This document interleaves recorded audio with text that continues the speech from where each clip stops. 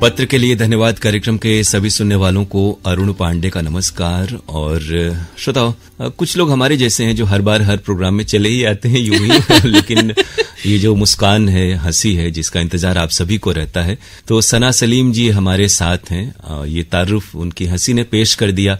सना जी नमस्कार हमारी ओर से आपको भी। अरुण जी आपको नमस्कार और कार्यक्रम सुनने वाले सभी श्रोताओं को सना का एक बार फिर से नमस्कार। तो ये जो वाकया होता है कि जो दरमियाने जो दूरियां कायम हो जाती हैं, तो इसकी वजह क्या है? क्योंकि फरमाइश तो बहुत श्रोता करते हैं, आपके आने का इंतजार भी करते हैं, बहुत सारे जो मेल आते हैं उसमें जिक्र भी होता है, लेकिन आप उपलब्ध नहीं हो पाते। लेकिन आज जो मेल दिख रहा है अरुण जी, मुझे अपना नाम नहीं दिख रहा है कहीं। तो ये सोचिए कि बाजार में बने रहने के लिए आजकल विज्ञापनों की बड़ी भूमिका है। जो दिखता है, इसीलिए मुझे आना पड़ा। तो मार्केट में रहने के लिए दिखना और चर्चा में रहना बहुत जरूरी है। इस बात की अहमियत इस बात को बताती है। तो आइए, और कुछ कहना तो आप कह सकती हैं। जो दूरी रही और जो इंतजार की घड़ियां या कई हफ्ते बीते, कई पीकेएलडी बीत गए। नहीं, और लोगों को भी मौका बिल्कुल मिलना चाहिए, और अब हमें ये मौका मिला है तो अब इस मौके को गंवाते नहीं है और मेल पढ़ने का सिलसिला शुरू करते, वरना हमारे श्रोता नाराज हो जाएंगे। हाँ, और फिर ये मौके पे फिर से हर्फ लग जाएगा। हाँ। तो पहला ये जो मेल है ये आया है देवरी भाटापारा छत्तीसगढ़ से जी। गन्नू लाल रजक, KR साहू, अश्वनी वर्मा और गणेश राम मिस्त्री का। ये लिखते हैं कि आकाशवाणी वाराणसी के सभी कार्यक्रम हम लोग नियमित सुनते हैं। यहाँ के सभी कार्यक्रम रोचक, मनोरंजक, ज्ञानवर्धक और शिक्षाप्रद होते हैं। अच्छे प्रसारण के लिए आकाशवाणी वाराणसी को ढेर सारी बधाई। बहुत विद्वान हमारे श्रोता हैं, और देखिए कितनी कैटेगराइज उन्होंने कर लिया कि हम लोग कोशिश करते हैं कि इन तमाम जो आपके मापदंड है ना, कि कार्यक्रम मनोरंजक हो, ज्ञानवर्धक हो और शिक्षाप्रद हो, इस पर हम खरे उतरें। और आप जैसे श्रोताओं की जो प्रतिक्रियाएं होती हैं वो बड़ा बल देती हैं, और सना जी जैसे लोग और बलवान हो जाते हैं। इस मेल के लिए आपका बहुत बहुत शुक्रिया। और अगले मेल में कार्यक्रमों का जिक्र भी जरूर से करिएगा कि कौन से कार्यक्रम आपको पसंद आए। हो सकता है उसमें हमारा भी नाम मिल जाए। तो अगला ये जो मेल है वो आया है जमानिया, जिला गाजीपुर से, हमारे नियमित श्रोता सुरेश जायसवाल, उर्मिला, दीपक और स्वाति जायसवाल का। ये भी आपके बहुत प्रशंसक हैं और आपका इंतजार बड़ी बेसब्री से करते हैं हर प्रोग्राम में। हाँ, और इन्होंने अपने मेल की शुरुआत बधाई से की है जी। इन्होंने लिखा है कि 13 अप्रैल को आज इतवार है, कार्यक्रम के अंतर्गत प्रसारित झलकी बड़े बाबू की कसरत, लेखक कैलाश गौतम और प्रस्तुतकर्ता विपिन शर्मा जी थे, सुना, जो हम लोगों को बेहद पसंद आया। कोई भी झलकी मनोरंजन के साथ साथ सीख भी देती है। बिल्कुल, ये जो दोनों हस्तियां हैं जिनका आपने नाम लिया, लिखा है विपिन शर्मा जी, थिएटर की दुनिया के बड़े आर्टिस्ट रहे, बहुत सारे सीरियल में भी इन्होंने काम किया, और नाटक के क्षेत्र में, रेडियो प्रसारण के क्षेत्र में बड़ा योगदान आपका रहा। और कैलाश गौतम जी तो एक बड़े मानिंद रचनाकार थे, और लोक भाषा की कई कविताएं लोगों की जबान पर आज तक हैं। तो ऐसे लोग रेडियो में हुआ करते थे, और उनकी जो पेशकश है वो आज तक इन कार्यक्रमों के जरिए आप तक पहुंचती है, आप पसंद करते हैं, ये हमें जानकर बहुत खुशी होती है। और आगे ये लिखते हैं कि 13 अप्रैल को ही स्नेहा और अरुण भैया द्वारा प्रस्तुत पत्र के लिए धन्यवाद सुना। स्नेहा दीदी नहीं लिखा इन्होंने। ये प्रोग्राम हम लोगों को बहुत पसंद आता है। अभी वो जो त्योहार है ना, थोड़ी दूरी पर है। हाँ। हम लोग कितने भी व्यस्त रहे, प्रोग्राम जरूर सुनते हैं। और हमारे यहाँ जो जमानिया ये जो जगह है ना, वहाँ पे नेक देने की बड़ी परंपरा है सुरेश जी, तो हो सकता है उससे बच भी रहे हों, तो अगले बार इसका खुलासा जरूर कीजिएगा। उस दिन का भी प्रोग्राम बेहद पसंद आया, इसके लिए स्नेहा जी और अरुण भैया को बहुत बहुत बधाई। आपकी बधाई अरुण भैया तक पहुँच रही है। और 14 स्नेहा अप्पी को भी बधाई आप दीजिएगा। अप्पी को भी बधाई। मैं ये जिक्र करने वाला था कि अप्पी की आमद फिर से हुई है तमाम 30 त्योहारों के बाद से, तो बड़ी लगता है ईद बहुत दिनों तक मनाई है सना ने। आगे ये लिखते हैं कि 14 अप्रैल को आशुतोष जी द्वारा प्रस्तुत गुड मॉर्निंग बनारस सुना, जो बेहद पसंद आया। काशी कथा में ओम कालेश्वर मंदिर पर दी गई महत्वपूर्ण जानकारी बहुत ज्ञानवर्धक थी, और उसी प्रोग्राम में निरंजन सहाय जी के विचार, जो अम्बेडकर जी पर थे, बहुत ही जानकारी से भरपूर थे।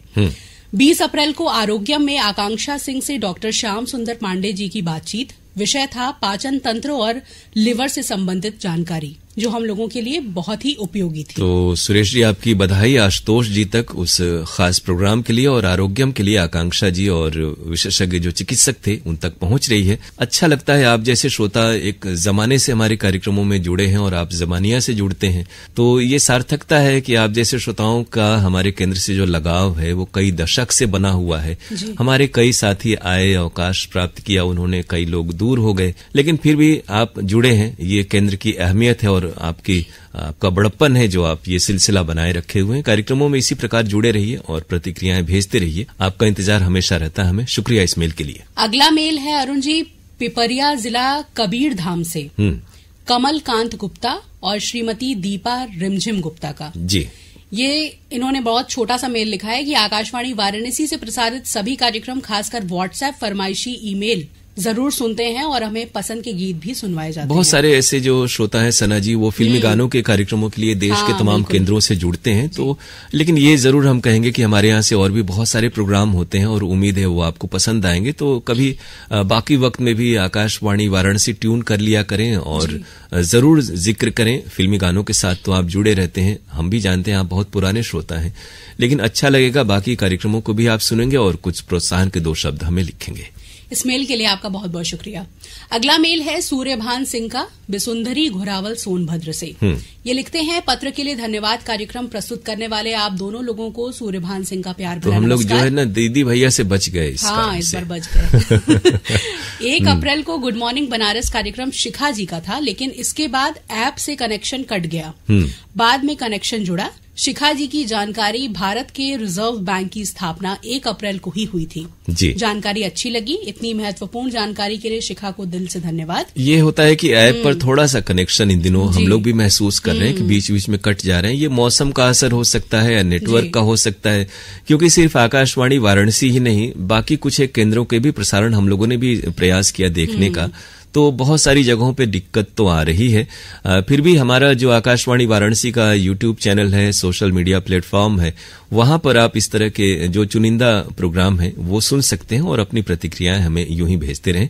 ऐप पर भी आपको अच्छे प्रसारण मिले, हमारा प्रयास निरंतर ये जारी है। जी, आगे ये लिखते हैं कि वैसे तो 1 अप्रैल को लोग मूर्ख दिवस के रूप में मनाते हैं, लेकिन किसी किसी के लिए ये दिन खास होता है। जी जी, बिल्कुल। जैसे मैं अपनी बात करूं तो मेरे गवर्नमेंट जॉब में सिलेक्शन का रिजल्ट 1 अप्रैल को ही आया था। तो आपको यकीन ही नहीं हो रहा होगा। हाँ, और मेरे मित्र ने फोन करके मुझे बताया कि आपका सिलेक्शन हो गया, लेकिन मुझे उनकी बात पर विश्वास नहीं और हुआ। एक जमाना था सना जी जब इस तरह के रिजल्ट भी अखबारों में निकलते थे, और अगर 1 अप्रैल को निकले तो अखबारों के परिशिष्ट विशेषांक भी मूर्खता दिवस यानी अप्रैल फूल पर निकलते थे। तो उसमें सच में कोई यकीन नहीं करता कि ये वास्तविक रिजल्ट है या अप्रैल फूल बनाया जा रहा है। आगे ये लिखते हैं कि 3 अप्रैल को गुड मॉर्निंग बनारस कार्यक्रम में शुचि जी ने बताया कि हमें अपने जीवन में सकारात्मक सोचने का प्रयास करना चाहिए और अंतर्मन की आवाज पर विश्वास करना चाहिए। शुचि जी ने बड़ी बात बताई। लेकिन इस कार्यक्रम में शुचि जी ने अपना नाम कार्यक्रम के अंत में बताया। तो इन्हें पता कैसे चला? अच्छा, ये आखिर में इन्होंने नोट किया, बहुत ध्यान से सुन रहे थे कि ये बोल कौन रहा है। जी, इन्होंने लिखा कि मेरा सारा ध्यान नाम जानने पर लगा हुआ था कि ये जो अच्छी सी आवाज है, अच्छी सी पेशकश है, ये किसकी है। तो शुचि को ये जानकर अच्छा लगेगा, आपकी बधाई उन तक पहुंच रही है। और यूं ही हमारे जो तमाम साथी हैं ऐसी रोचक जानकारियां ले आए, श्रोता जिन्हें पसंद करें, हमें भी ये बात बहुत सुकून देती है। जी, आगे लिखते हैं कि 4 अप्रैल के कार्यक्रम में कमलेश जी ने बताया कि मन की शांति के लिए सब्र की जरूरत होती है और जीवन में आस्था और विश्वास बनाए रखने पर मन में सुकून और शांति आने लगती है। यानी विद्वान सिर्फ श्रोता नहीं है। ये धरती जो है विद्वानों से खाली नहीं है। आपकी बधाई कमलेश जी तक पहुंच रही है। बिल्कुल, हम लोग पहुंचा देंगे प्रोग्राम के बाद। लेकिन बहुत तेज गर्मी है अभी, इसमें कमलेश ने व्यवस्था क्या कर रखी है उस पर डिपेंड करेगा। जी, आगे इन्होंने अपने मेल में आखिर में लिखा है कि अगर व्यक्ति को ये बात सही से समझ में आ जाए तो उसके जीवन में आने वाली बहुत सारी मुश्किलें कम हो जाएंगी। तो यानी हम लोग का जाना मुश्किल भी हो सकता है। मुश्किल तो हो ही सकता है, इतनी गर्मी में कौन जाएगा। तो बहरहाल कमलेश तक आपकी बधाई पहुंची और यूं ही आप प्रोग्राम सुनते रहें, प्रतिक्रियाएं भेजते रहें। इस मेल के लिए शुक्रिया आपका। जी, अगला मेल है रमेश कुमार विश्वकर्मा का, ग्राम मेहंदीगंज, मड़ई पोस्ट, राजा तालाब, वाराणसी से। इन्होंने लिखा है कि आकाशवाणी वाराणसी की पूरी टीम को सप्रेम नमस्कार। सना जी को मड़ई का अर्थ पता होगा अगर हम उम्मीद करें जी, तो। जी, बिल्कुल पता क्योंकि ये जरूर बताइएगा कि ये जो गांव का नाम है ये मड़ई क्यों पड़ा। हमने बड़ी उत्सुकता होती है, ऐसे पुराने नाम आज के दौर में भी चल रहे हैं तो नई पीढ़ी उससे वाकफियत हो सके कि ये नाम कैसे पड़ा करते थे। जैसे एक रोज एक प्रोग्राम में एक श्रोता ने चुप्पेपुर कहा तो हमने पूछा तो उन्होंने बोला कि हमारे गांव में पहले बहुत कम लोग बोलते थे। अच्छा। इस कारण से वो चुपचाप रहने वाले लोगों का गांव बन गया तो चुप्पेपुर नाम पड़ गया। जी, तो ये सवाल अरुण सर ने आपसे किया है, अगले मेल में इसका जवाब जरूर दीजिएगा। तभी सना जी आएंगी प्रोग्राम में। तभी मैं आऊंगी। हाँ। ये लिखते हैं कि दिनांक 4 अप्रैल 2025 दिन शुक्रवार को फिल्म जगत के जाने माने अभिनेता मनोज कुमार पर आधारित विशेष कार्यक्रम एक ही कलाकार कमलेश जी ने प्रस्तुत किया, जो काफी पसंद आया। विचार बिंदु कार्यक्रम में पांडुरंग पुराणिक जी के स्वर में जीवन उपयोगी विचार सुनने को मिला। दिनांक 6 अप्रैल को पत्र के लिए धन्यवाद कार्यक्रम मैं नहीं सुन पाया। अगले दिन YouTube पर जब ये कार्यक्रम सुना तो उसमें मेरा ईमेल शामिल हुआ था, ये पता चला। तो सचमुच बहुत खुशी हुई। उस दिन 1 अप्रैल नहीं था ना? नहीं। इसीलिए इनको खुशी हुई।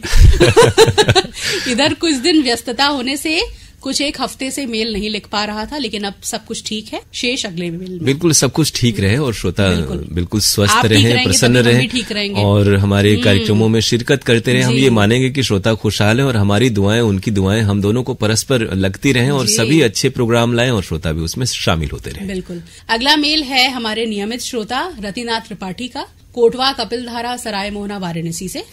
ये लिखते हैं कि 20 अप्रैल को सुबह बनारस यानी कि गुड मॉर्निंग बनारस में आशुतोष द्वारा फायर सप्ताह के अवसर पर फायर ऑफिसर से बातचीत और चारों धाम और अमरनाथ यात्रा के नाम पर फर्जी वाड़े की जानकारी सुनना बेहद उपयोगी लगा। 19 अप्रैल को ये अग्नि शमन सप्ताह और अग्नि शमन दिवस जो मनाया जाता है उसके बारे में कह रहे थे। ऐसे जब अवसर आते हैं तो बहुत जरूरी बातें होती हैं कि हम सतर्कता बरतें ऐसी दुर्घटनाओं से और पहले से ही सावधान रहें। या खासतौर से बहुत सारे जो उपकरण बिल्डिंगों में लगे होते हैं उनका प्रयोग हर किसी को जानना चाहिए कि अकस्मात स्थिति में हम अपना और दूसरों का भी बचाव कर सकते हैं। तो ये जानकारी अच्छी लगी आपको, आशुतोष जी तक आपकी बधाई पहुंच रही है। 19 अप्रैल को सना द्वारा कई बातों के साथ दी गई जानकारी सुनी, अच्छा लगा। देखिए जो नियमित श्रोता है ना वो आपका ख्याल रखते हैं और आपको याद रखते हैं। 21 और 22 अप्रैल को स्तुति मिश्रा द्वारा प्रस्तुत कार्यक्रम भी बहुत अच्छा लगा, जिसमें पृथ्वी दिवस के बारे में बताया गया था। हमें पर्यावरण के प्रति और भी जागरूक होना चाहिए। 26 अप्रैल को शैलेश दुबे जी का कार्यक्रम, 30 अप्रैल को स्नेहा का कार्यक्रम भी अच्छा लगा। 1 मई को पूजा का सुबह बनारस भी पसंद आया। आज इतवार है, कार्यक्रम में 20 अप्रैल को नाटक जीवन दान में हलवा यमराज जी द्वारा खाना और हलवा यमराज जी द्वारा ये होता है ना कि वो जो नायक है वो क्रिकेट मैच देखता रहता है और उसी बीच सपने में यमराज आ जाते हैं। तो इस स्वप्न का जिक्र है और बड़ा सुरुचिपूर्ण संवाद सुनना अच्छा लगा। जी जी। और उधर जो तमाम प्रोग्राम जिनका आपने जिक्र किया गुड मॉर्निंग बनारस का, तो आपकी बधाई स्तुति जी और शैलेश जी तक पहुंच रही है। और पूजा जी की जहां तक बात है श्रोताओं, तो पूजा जी और सना जी बड़ी अंतरंग सखियां हैं तो एक दूसरे का ख्याल रखती हैं। तो आप भी ख्याल रखें कि हमारे कार्यक्रम सुने और अपनी प्रतिक्रियाएं भेजते रहें। 27 अप्रैल को उदयपुर की ट्रेन सुनवाने के लिए धन्यवाद। 23 अप्रैल को शत्रुघ्न का वायलिन वादन, 21 अप्रैल को प्रशांत का वायलिन वादन, 22 अप्रैल को विश्वनाथ खांडेकर का गायन। जी, ये जो कलाकारों के नाम है ना, थोड़े से अगर पूरे पूरे रहते तो चूंकि हमारे यहाँ भी एक ही नाम के कई कलाकार हैं। बहरहाल इन कलाकारों की जो शास्त्रीय संगीत की पेशकश है, अच्छी बात है कि आप हर बार हम लोग कहते हैं कि आप शास्त्रीय संगीत भी सुनते हैं मन लगा करके। और खासतौर से आप रहने वाले बनारस के आसपास के हैं लेकिन बेंगलोर में हैं और वहां से भी कार्यक्रम में भाग लेते हैं। ये अच्छा हमें लगता है कि श्रोता जुड़े रहते हैं देश विदेश में कहीं भी रहें। आगे इन्होंने लिखा है कि राग देशी सुना, बहुत ही अच्छा लगा। 20 अप्रैल को गोपाल शंकर मिश्र का वीणा वादन और संजीव अभयंकर का गायन भी बहुत अच्छा लगा। 20 अप्रैल को एक ही फिल्म में कार्यक्रम में आहिस्ता आहिस्ता की जानकारी अच्छी लगी। प्रस्तुतकर्ता कौन था नहीं पता। और इसी तरह से आपका ये मेल भी आहिस्ता आहिस्ता खत्म हो गया और बहुत शुक्रिया कह रहे हैं कि आपने इतने तफसील से बहुत सारे कार्यक्रम सुने और उनका जिक्र किया। ये सिलसिला चलता रहे और शुक्रिया आपको इस मेल के लिए। जी, अगला मेल है अरुण जी, अरुण जायसवाल जी का, शिवपुर वाराणसी से। हम लोग एक सुरेश जायसवाल जी को ही ज्यादा पढ़ते रहते हैं तो आदत हो जाती है। अब ये नाम में थोड़ा सा घालमेल हो गया लगता है। इन्होंने लिखा है कि कोरा कागज का प्रसारण करने वाले बहन को धन्यवाद। महती धन्यवाद। हाँ, यानी बहुत बड़ा धन्यवाद। हाँ, जी। शब्द असमर्थ हैं कुछ प्रशंसा करने, इसीलिए इन्होंने सिर्फ एक लाइन में कुछ शब्दों का ही इस्तेमाल किया है। कौन था वो प्रस्तुतकर्ता? हाँ, यह बहन लिखा है ना, कौन थी सर वो कौन थी जी, वो कौन थी? कहीं दीप जले कहीं दिल। तो बहरहाल आपकी बधाई अरुण जी पहुंच रही है उस बहन तक जिन्होंने ये प्रोग्राम पेश किया। दिन इन्होंने लिखा है कि नहीं, कोरा कागज लिख दिया है। जी, कोरा कागज। तो बहरहाल आपने कोरे कागज पर ये मेल हमें भेजा और आपको वो प्रोग्राम पसंद आया। और भी कार्यक्रम सुने और अपने होने का एहसास बार बार दिलाएं और भी कार्यक्रमों में भाग लें और इस कार्यक्रम में आपका मेल आता रहे, हम यही चाहते हैं। तो ये सिलसिला जरूर बनाए रखिएगा। शुक्रिया आपके इस संक्षिप्त मेल के लिए। जी, अगला मेल है ग्राम पंचायत बठेना पाटन, जिला दुर्ग, छत्तीसगढ़ से।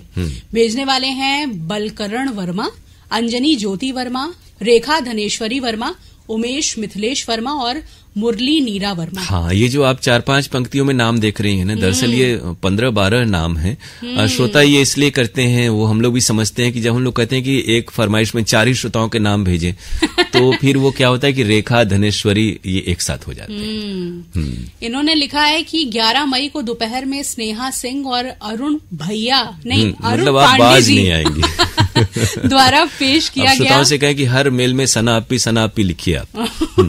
11 मई को अरुण जी और स्नेहा जी द्वारा पेश किया गया कार्यक्रम पत्र के लिए धन्यवाद सुना। इस दिन बहुत से श्रोताओं का ईमेल भेजा गया संदेश शामिल किया गया और इसी दिन दोपहर में ही प्रसारित कार्यक्रम लोकरंग सुना, जिसमें कलाकार थे हंसराज प्रसाद, रीना देवी और डॉक्टर मन्नू यादव जी द्वारा गाए गीत भोजपुरी में सुना, जो हमें बेहद अच्छा लगा। सफल प्रस्तुति के लिए स्नेहा सिंह और अरुण पांडे जी के साथ साथ सभी भाग लेने वाले कलाकारों को हमारे वर्मा परिवार की ओर से हार्दिक बधाई। तो वर्मा परिवार की बधाई खासतौर से उन कलाकारों तक पहुंच रही है क्योंकि हमारे केंद्र से आसपास के बहुत सारे कलाकार जुड़े हैं और वो लोकगीत की रिकॉर्डिंग होती है, आप तक उनकी प्रस्तुतियां पहुंचती हैं और उन्हें खुशी होती है कि श्रोता उनकी पेशकश पसंद कर रहे हैं। और लोकगीत की बड़ी समृद्ध परंपरा है इस इलाके में और हमारा प्रयास होता है कि नए नए कलाकार आएं और आप तक उनकी पेशकश पहुंचे। इस मेल के लिए शुक्रिया आपको। और कार्यक्रम का आखिरी जो मेल है वो हम शामिल कर रहे हैं दिलशाद हुसैन और फातिमा सोगरा का, मुबारकपुर ऊंची तकिया आजमगढ़ से। सुभान अल्लाह। दिलशाद जी ये हैं कि हमेशा उनका दिल शाद आबाद रहता है और खुश रहते हैं, प्रोग्राम सुनते हैं, शिकवा शिकायत ज्यादा नहीं करते। ये जानकर सना अपी को अच्छा लगा। नहीं, इन्होंने जो लिखा है ये जान के और लोगों को भी बहुत अच्छा लगेगा। इन्होंने लिखा है कि जो ठोकरों से डरते हैं वो आगे कहाँ बढ़ पाते हैं, जो कोशिश ही नहीं करते वो कहाँ जीत पाते हैं। डर को अपने पैरों की बेड़ियां कभी न बनने देना, जो हौसला लेकर उड़ते हैं वही अरमान को पाते हैं। कितना खो गई सना जी आपके इस अशार में। अपने ढूंढ के लाना पड़ेगा। तो बहरहाल ढूंढ के हम लोग ले आए और ये आगे क्या लिखा ये पढ़ सकती हैं कि नहीं देखना है। जी बिल्कुल। 27 अप्रैल को कार्यक्रम आज इतवार है के अंतर्गत प्रसारित नाटिका उदयपुर की ट्रेन सुनी।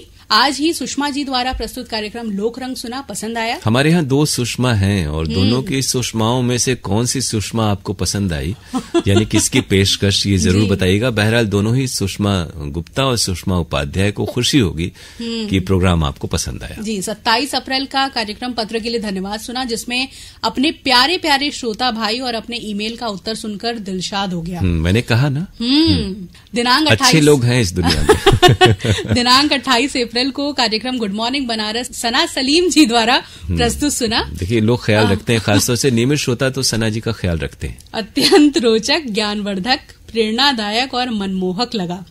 इतनी अच्छी प्रस्तुति के लिए मुझे बधाई। दिनांक 28 अप्रैल को कार्यक्रम फरमाइशी गीत एक्सप्रेस, जो भोजपुरी फिल्मी गीतों पर आधारित होना चाहिए, अंजना झा ने फिल्म संगीत कार्यक्रम प्रस्तुत किया। ऐसा क्यों हुआ जरूर बताएं। अच्छा, ये कभी होता है कि व्हाट्सएप हमारे यहाँ जब नहीं चलते और वो एक मोबाइल के जरिए खुलते हैं तो कई बार तकनीकी दिक्कत आती है। हाल में भी एक रोज हमने भी ये किया था कि व्हाट्सएप जब नहीं चलता हमारा तो हम लोग ये प्रयास करते हैं कि आपकी फरमाइश उसी तरह आ जाए ताजा तरीन और आप मेल पर उसी प्रकार फरमाइश भेज सकते हैं। प्रयास होता है व्हाट्सएप चले, लेकिन कई बार तकनीकी जो दुश्वारियां होती हैं उन पर हमारा वश नहीं होता। जी, दिनांक 28 अप्रैल को कार्यक्रम गुड मॉर्निंग बनारस सना सलीम जी द्वारा प्रस्तुत सुना, अत्यंत रोचक लगा। दिनांक 28 अप्रैल को कार्यक्रम फरमाइशी गीत एक्सप्रेस रूपा सिंह द्वारा प्रस्तुत सुना, अति सुंदर प्रस्तुति। जी, अब ये सना जी बताएंगे कि ये कौन सी नई सहेली इनकी आ गई हैं और जिनके बारे में हमारे पास भी इल्म नहीं है। जी, मुझे खुद इल्म नहीं है।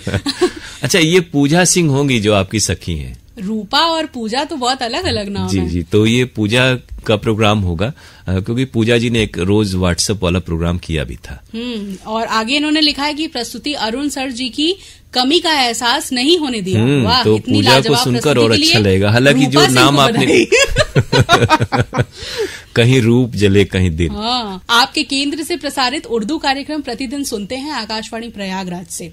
आकाशवाणी नजीबाबाद, आकाशवाणी लखनऊ, आकाशवाणी आगरा की प्रस्तुति सुनने को मिलती है। जी बिल्कुल, उर्दू प्रोग्राम में ये जो तमाम मरकज है आकाशवाणी के, वहाँ की प्रस्तुतियां होती हैं। कभी आकाशवाणी वाराणसी केंद्र की प्रस्तुति सुनने को नहीं मिली। उर्दू प्रोग्राम में हमारे जो सहभागिता है इस केंद्र की नहीं होती है। आइंदा कभी ऐसी कोई गुंजाइश बनी या कोई चर्चा चली तो हम लोग प्रयास करेंगे हमारे यहाँ के भी जो शायर हैं या जो राइटर हैं उर्दू के, उनको वहाँ पर मौका मिले। हाँ, और आज बस इतना ही। उत्तर मिला तो फिर मिलेंगे। नहीं, उत्तर भी तो मिल गया है, बिल्कुल। और अगली बार फिर मिलेंगे। सना जी ने आपसे कहा है इंशाअल्लाह। और अपने मेल ऐसे ही भेजते रहिए हमारी ईमेल आईडी पर pkldairvaranasi@gmail.com। अब इतना वक्त नहीं है कि मेल दोहराया जाए। श्रोता हमारे जो नियमित हैं वो मेल आईडी जानते हैं। अगले कार्यक्रम में आपसे फिर मुलाकात होगी। तब तक के लिए अरुण पांडे और सना सलीम को दीजिए इजाजत। नमस्कार।